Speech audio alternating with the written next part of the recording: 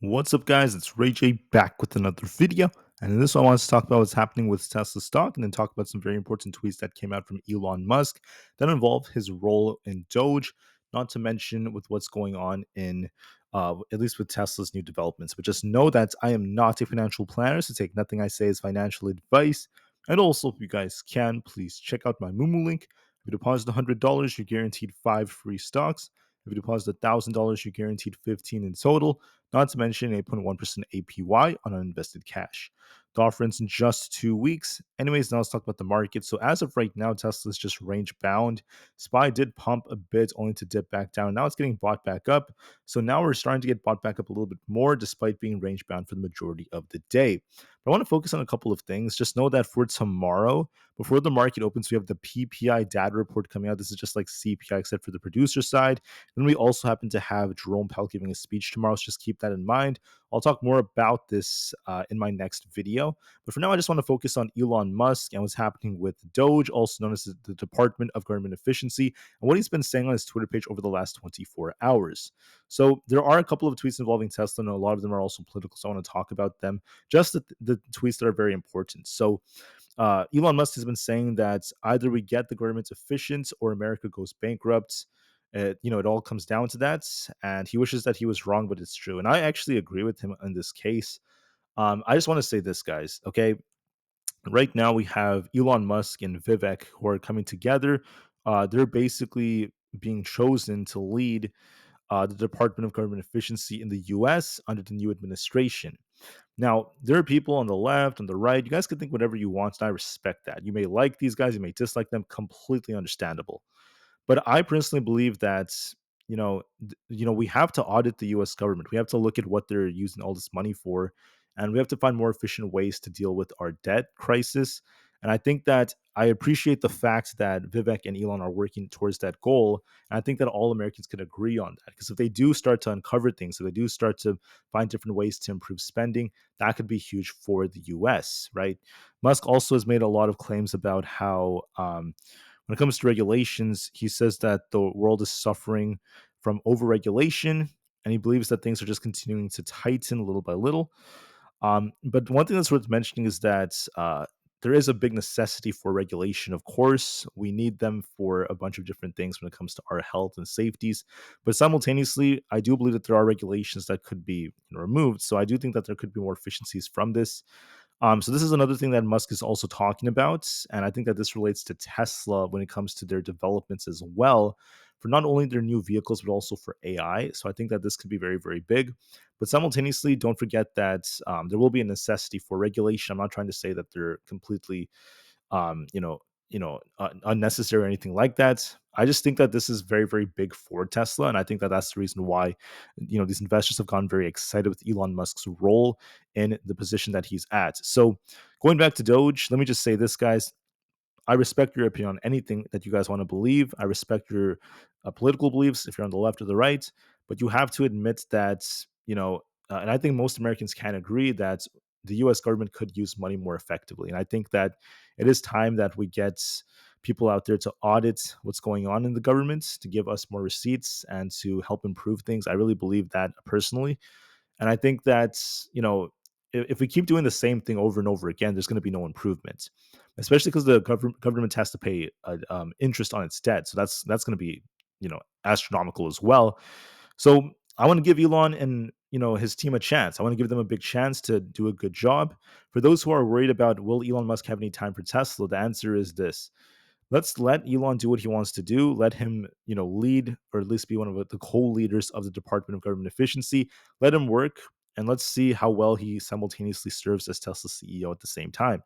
If it's too overwhelming, we'll see what he kind of adjustments he makes, and if not, I just wish for the best because at the end of the day, the work he's doing does improve the US and then the regulatory figures that also affect Tesla. So it still is kind of like work for Tesla, at least to some extent, just to a much larger extent, if anything else. So let's give him a chance. Let's see how it goes, guys. Just give him a chance. Let's see how this ends up turning out. And I think that this could be massive for the US. And I just hope for the best for everyone. I want the best for all Americans, left, right, or anyone around. And I think that we could come to an agreement that efficiencies and more improvements could be made. There's also some news coming out right over here about how whole Mars catalog just recorded a 4 hour long zero interventions drive on Tesla's new FSD update. Ends to end on highways is legit.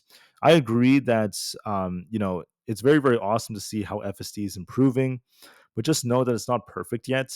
I really hope that they continue to improve this, especially on their highways. It could be easier to some extent to get through those highways compared to like being in the city where there could be more obstacles and such. But at the end of the day, this is good progress. And Elon Musk did retweet this, so I just want to call that out. He also said this right over here. He was congratulating, the Tesla Powerwall team over this news right over here because the Tesla Nevada team has built 1,000 Powerwalls in a single day. Absolutely incredible. Just going to show how big this new business is going to be for them. This is going to once again improve continuous power during utility blackouts or brownouts and etc. I think it's very, very awesome. And Musk and the team are doing a great job. So, huge shout out to the entire Tesla team, especially the Tesla Nevada team. And I just hope for the best. All right. So, once again, guys, I don't like to get too political, but because Elon Musk is CEO, we have to kind of like talk about some things every now and then. But once again, I try to be independent about that because I think that most Americans can come to the same consensus on a lot of things if they actually think about it when it comes to like government efficiency and things like that. Anyways, for Tesla, we are trying to rebound a little bit right over here because we had this falling wedge like structure. We made an attempt to rebound because we bounced, came back down to 320, very close to that. We got a double bottom that's forming here. So this could be an attempt to push higher. We could be trying to make our way back up tomorrow to about the 340 area if this continues. If we break that, we will continue to pump even more. And if we reject very close to 340, we could just continue to remain range bound. Right now, the range that Tesla's in is between 333 and about 320 around that range. So I think we're just going to be range bound for now, but there is potential for us to try to push higher off this double bottom. So we'll see if this continues going into tomorrow to get back to 340. Otherwise, we're just range bound. SPY was range bound, but then something crazy happened. So what happened was when CPI came out, we pumped, then we dumped all the way back down to about 595. This was our range. We actually went a little bit above our range back to the 599 area. Then we came back down to 596. Then now we're back up. So it's just going back and forth all day. And if anything, we're still range bound now. I think the range has been extended a little bit more between 599 and 595. We're just going back and forth and back and forth. I think SPY could push towards close, if not by tomorrow morning, back up to these highs. There's potential in this. We'll have to see what happens with the PPI reports. But overall, it's doing a good job. For Nvidia, exactly as I predicted, I said that this might see some downside. And lo and behold, we did dip a little bit more. We came back down to about the 145 area, then we bounced back up, only to come back down. So we're stuck between 146 and about 148, going back and forth for now. This is a double bottom, so there's a risk of a little bit more downside as time goes on to get closer to our 200 EMA down here in the 145s. Otherwise, we're just range bound. Bitcoin made a nice push back up to 93,000, forming a double top. We'll have to see if we hold above 91,000. Otherwise, it could be dipping back down to 89,400 again.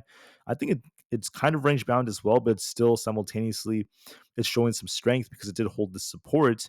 So we might see a lot of range bound price action for the rest of the day, but then it could start to push later on again to try to retest the highs by tomorrow. There's still potential in the charts.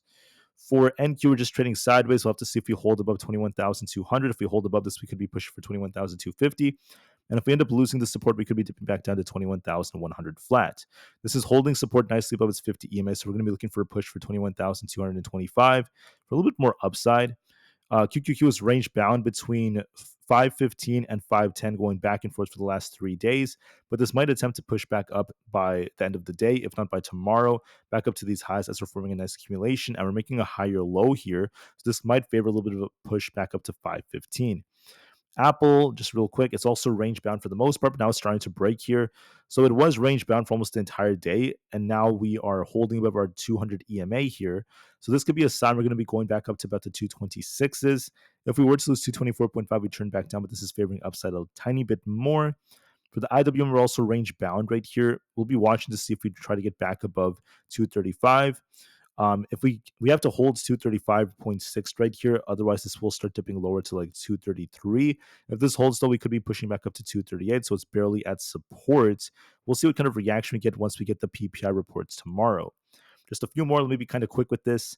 Coin is dipping a bit. We did dip back down to about 280, coming down to fill this gap.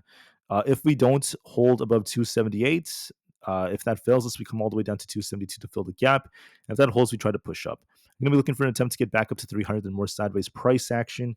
For Amazon, we're looking a little bit more bullish. We could be looking for 215 as our resistance. If we end up losing essentially 213, we dip back down to 212.2, but I'm favoring 215 very soon. For Meta, we're just range bound right here between 175 and about 575 and 585. Meta is trading sideways. If we're making a higher low here, there could be an attempt to get back up to 585 by tomorrow. So there's potential in this chart. Microsoft, it came down, so it pumped then dumped. As long as we hold 424, we could bounce for 427 again. If we lose 424, we're dipping back down to 422. So watch and see if we get that bounce to start pushing higher.